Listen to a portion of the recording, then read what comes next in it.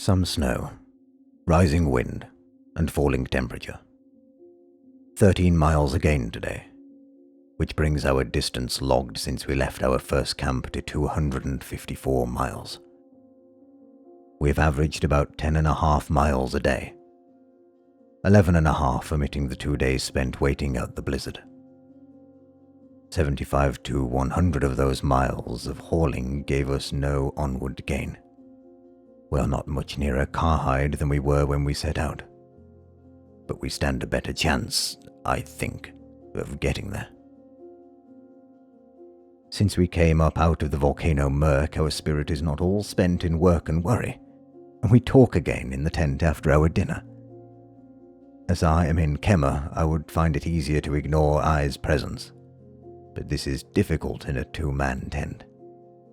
The trouble is, of course, that he is, in his curious fashion, also in 𝗘𝗾𝗾. Always in 𝗘𝗾𝗾. A strange low-grade sort of desire. It must be to be spread out every day of the year and never to know the choice of sex.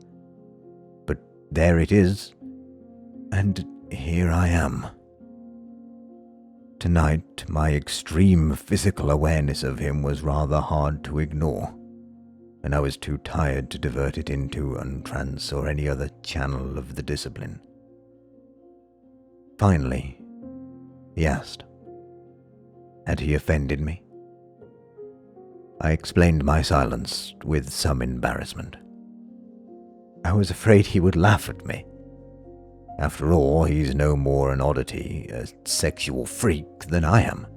Up here on the ice, each of us is singular, isolate. I is cut off from those like me, from my society and its rules, as he from his. There is no world full of other Guthenians here to explain and support my existence. We are equals at last. Equal, alien, alone. He did not laugh, of course. Rather, he spoke with a gentleness that I do not know was in him. After a while, he too came to speak of isolation, of loneliness. Your race is appallingly alone in its world. No other mammalian species, no other ambisexual species, no animal intelligent enough even to domesticate as pets. It must color your thinking, this uniqueness. I don't mean scientific thinking only, though you are extraordinary hypothesizers. It's extraordinary you arrived at any concept of evolution, faced with that unbridgeable gap between yourselves and the lower animals. But philosophically, emotionally, to be so solitary in so hostile a world, it must affect your entire outlook. The 𝗟𝗶𝗶𝗀𝗀 would say that man's singularity is his divinity. Lords of the earth, yes. Other cults on other worlds have come to the same conclusion. They tend to be the cults of dynamic, aggressive, ecology-breaking cultures. 𝗟𝗾𝗋 is in the pattern, in its way. At least they seem to be bent on pushing things around. What do the 𝗟𝗮𝗃𝗀 say? Well, in the 𝗟𝗮𝗃, you know, there's no theory, no dogma. Maybe they are less aware of the gap between men and beasts, being more occupied with the likeness, the links, the whole of which living things are a part. Thomas Lay had been all day in my mind, and I said the words. Light is the left hand of darkness, and darkness the right hand of light. Two are one, life and death, lying together like lovers in 𝗘𝗾𝗃, like hands joined together, like the end and the way. My voice shook as I said the lines.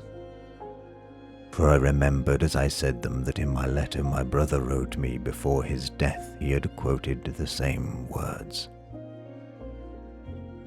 I brooded, and after some time he said, "You're isolated and undivided. Perhaps you are as obsessed with wholeness as we are with dualism." "We are dualists too. Duality is an essential, isn't it? So long as there is myself and the other." "I and thou," he said.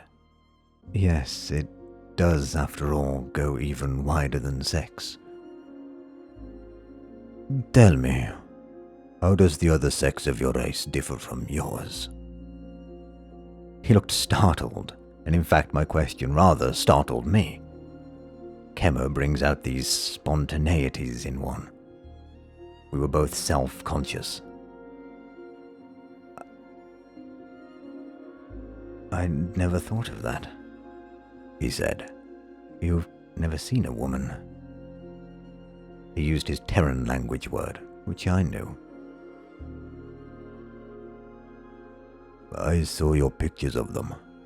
The women look like pregnant Gathenians, but with larger breasts. Do they differ much from your sex in mind behavior? Are they like a different species?" "No. Yes. No. Of course not. Not really. But the difference is very important.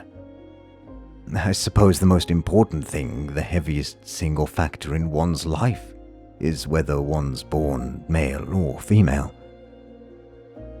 In most societies, it determines one's expectations, activities, outlook, ethics, manners, almost everything. Vocabulary, semiotic usages, clothing, even food. Women tend to eat less. It's extremely hard to separate the innate differences from the learned ones. Even where women participate equally with men in the society, they still, after all, do all the childbearing, and so most of the child rearing. Equality is not the general rule, then. Are they mentally inferior? I don't know. They don't often seem to turn up mathematicians or composers of music or inventors or abstract thinkers, but it isn't that they're stupid. Physically, they're less muscular, but a little more durable than men. Psychologically...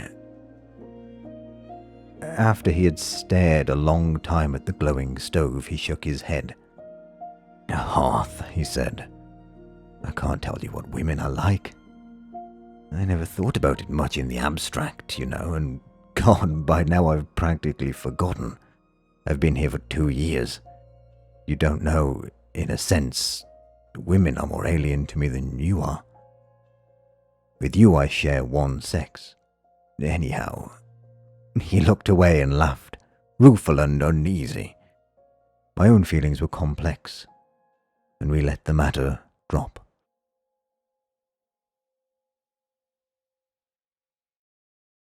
Greetings, one and all. If you enjoyed that, you can support me on Patreon, Redbubble, or with a channel membership, or simply like, comment, and subscribe to catch any and all future DQVO videos. And as always, my thanks for watching.